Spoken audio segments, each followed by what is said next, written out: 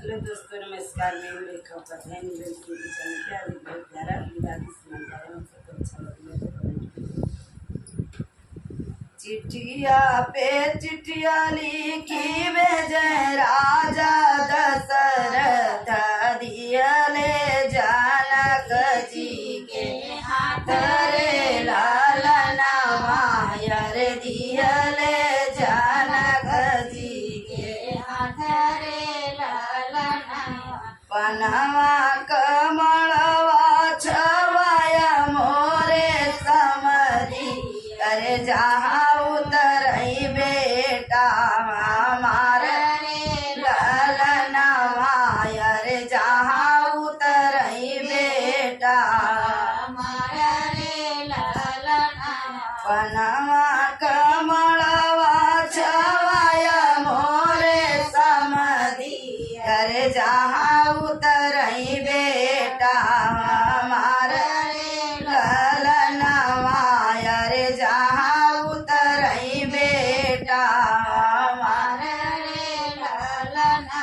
इतना वचन जब सुनरी शीतल रानी, धाई मैया लगे जाई ललना मायर, धाई मैया लगे जाई रे ललना।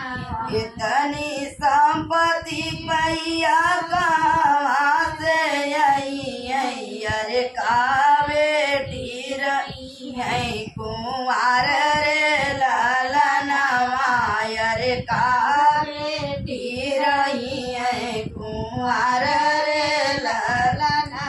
इतनी संपत्ति मैया जे करे ना होई, अरे उनकर बेटी रही है का कुंवार रे ललना माया, रे उनकर बेटी रही है का कुंवार रे ललना। काहे का बाटाओ काहे के मोरी बेटी झंखत बाटी, उवर झिली सोच तू अपन रे ललना, यारे झिली बेटी सोच करू अपन रे ललना। मोहबे से पनावा मांगवई मोरी बेटी, यारे पनावा कमड़वा छवाई रे ललना माया, रे पनावा कमड़वा छवाई रे ललना। चिट्ठिया पे चिट्ठिया लिखी दियले जनक जी, अरे दिहे राजा दशरथ के हाथ रे ललना माया, रे दिहे राजा दशरथ के हाथ रे ललना। सोनावा कमल बनाया मोरे समधी, अरे जहाँ उतरई बेटी हमार रे ललना माया, रे जहाँ उतरई बेटी हमार रे ललना। इतनी वचन सुने दुलहे कवन माधाई बवैया लगे जाई रे ललना माया, रे धाई बवैया लगे जाई रे ललना।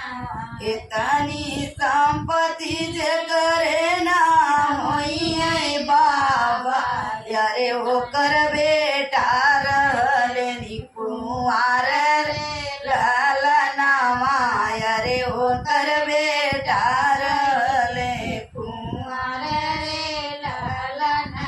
काहे बेटा सोचल काहे बेटा झर, काहे बेटा झंख्य तू बिया रे ललना माया, रे काहे बेटा झंख्य तू बिया रे ललना।